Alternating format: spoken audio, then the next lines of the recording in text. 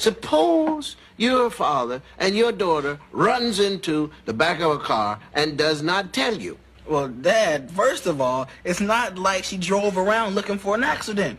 Now, had it been me, I would try to be understanding and not make a big deal out of it. But she never told me. She let me go outside to find this, hoping what? That perhaps I would go crazy and say, even though I haven't been in the car, I must have wrecked it.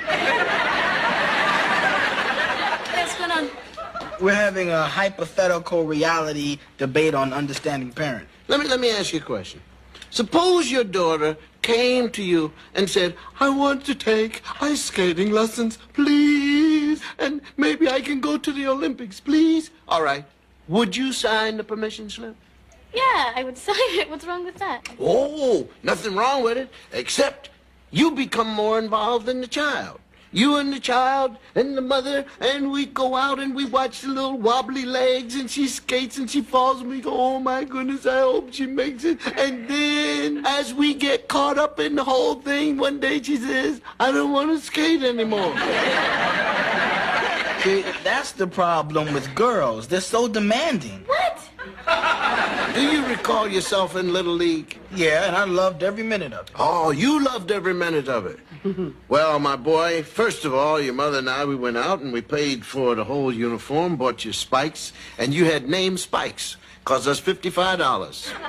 You went out and you practiced. We watched the ball hit you in the face. Watched the ball hit you in the back.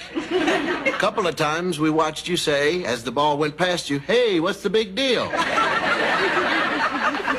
And finally, the big game. And we watched the game. The final score was 75-98. And between the two teams, there was 3 hits. 672 errors, 542 walks, 3 kids were beamed, and we had to wait 2 hours for 1 kid to stop crying. The game was busted open by a grand slam bunt. So it took a little time. What's the big deal? Right. No big deal. Now, there's the key. You guys always say things like, no big deal. Some of the greatest lies ever told by your kids. No big deal. I forgot. I'll pay you back later.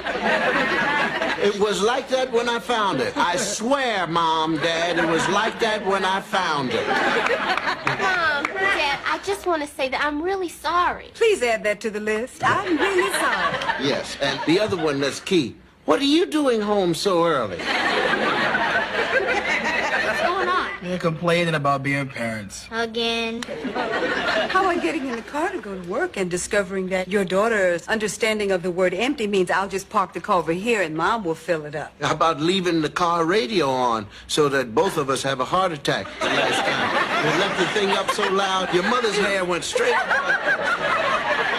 You guys act like you don't do some bad things to us. Yeah, I would like to know what we ever asked you to do, except hang up your clothes before they take root. Oh, that's it, that's it.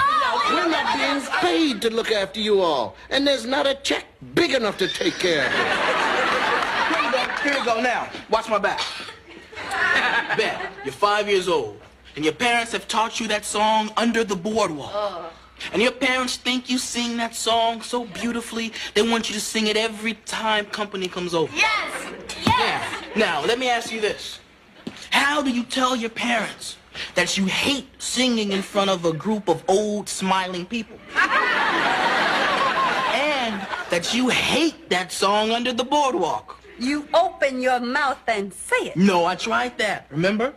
I said, Dad, I don't like singing the song. He said, don't worry, son. Listen, my son sings and he dances too. Go ahead, son. Go ahead, boy. Take it away. That's just because you don't know how cute you